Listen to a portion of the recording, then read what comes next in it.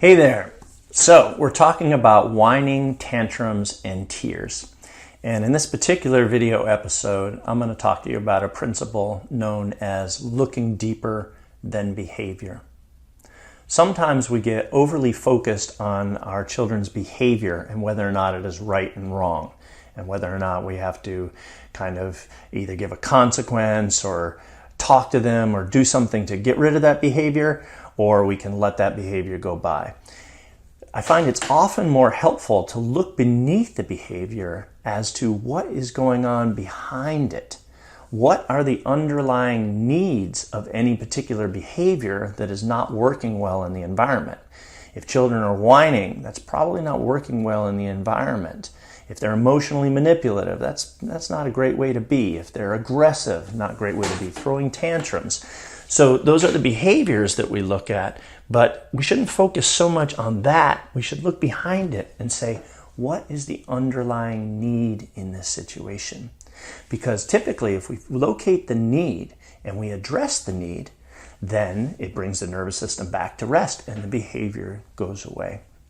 So a few of the categories of needs of children. Number one, of course, children have physical needs. They have needs for adequate sleep. They have needs for food. They need needs for water, needs to not be overheated, needs to feel safe. So these are all the physical needs, and sometimes we need to kind of look, are they overheated in this situation? Are they overtired in this situation? Maybe the blood sugar is going down low and they need a snack. Sometimes there are physical needs to meet that can calm the behaviors down. The second category of needs are relational needs, the needs for connection. And in fact, the need for attachment is the primary need in the human psyche. We attach first and foremost right from the get-go, and that's our primary focus because all of our other needs are met through our attachment figure early on. When we're babies, we get all of our physical needs met by the attachment figure, so our nervous system focuses on attaching first, and this continues across lifespan, by the way. It's not just early in infancy. We constantly have needs for connection and for attachment. And it's through the connection that we feel really good and we get relaxed, and sometimes we get our other needs met through that relationship as well. So the relational needs are really important. The third category of needs are developmental needs. When our physical needs are satisfied, when our needs for connection and relationship are satisfied, we emerge out of that and start to take on the world. We start to go out and exercise our autonomy, start to practice in the world, start to become more responsible. These are developmental needs. We go out and we play, we explore, we become creative. These are developmental needs. It's also a developmental need to learn how to rein in our impulses, to control our impulses so we're in good relationships with other people. What I call the upshift form of resilience.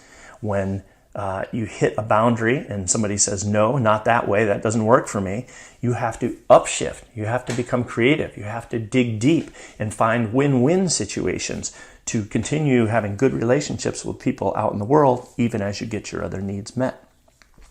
We also have another need for resilience that is more of the downshift form of resilience, needs to adapt to circumstances beyond our control.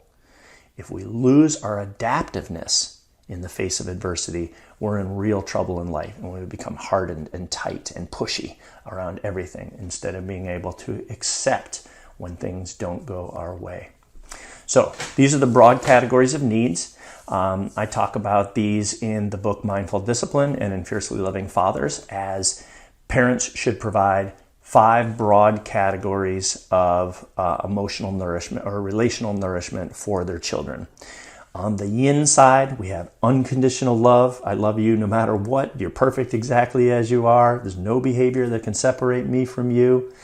Also space. You can be your own person, have your own thoughts, have your own ideas about things, give you room for your own creative pursuits. These are the yin elements of relational nourishment, and they say to the child, you're perfect exactly as you are. On the yang side, we have the more structured elements. We bring mentorship to our children. We structure their lives. We create routines and rituals that they can relax into the flow of. And we create healthy boundaries. When they're going off track and their behavior is not being expressed in a good way, we say, no, not like that, try something else. And we help them to upshift into that resilience, creatively find some other way to do it, or to downshift and accept that they're not going to get what they want in this situation. So these more yang elements of mentorship and healthy boundaries are also important for children. So both yin and yang elements are important. There's a fifth category that I call mistakes, which are kind of the messiness and wildness of life and relationship. And when things don't go perfect, it's okay. We can engage in this rough and tumble in life. Things don't go perfect. We have a big meltdown. We're upset with ourselves. We yelled at our kids. Something went wrong. We ask for forgiveness. We give forgiveness. We come into humility and we reconnect. And then that whole pile of experiences is actually very nourishing to human beings. We need some room for messiness and mistakes in our lives, and to know that those messiness and mistakes can't break us apart. They actually make us stronger. So those are the broad categories of relational nourishment that, as a parent, if you provide, your kids will do well. So back to the topic at hand, we're looking at the difference between the behaviors and the need behind the behaviors. So let's use an example of, say, a little girl who's upset and whiny, and she's complaining, she wants some juice, and, give me some juice, and she's being kind of, whiny and complaining about it. And, okay, so fair enough, you don't have to talk to me like that, but all right. You get her some juice, and you give her the juice, and she's off and she's complaining about something else. No, not like that, you gave too much, or I don't want the pink cup, or whatever it may be. And you start to realize, this isn't about the juice. Something's going on behind this behavior here. Now, you could punish the whininess, right? You could try to discipline the whininess, but that's not going to do much, because that's not the issue. You're kind of missing the point, and she will feel missed if you go and try to, give a consequence for this, or a timeout or something like that. You have to read the need behind it. And who knows what's going on? You'll have to feel your way intuitively in any given situation. But let's say in this situation, it's like, oh, it's 12:30. She hasn't had her nap yet. There's the need. Her whininess is emerging out of her nervous system, being cranky, needing some rest, and you haven't guided her quite to that place yet. Okay, no problem. Scoop her up, find your way to the bed. Go ahead and meet the actual need, not the want.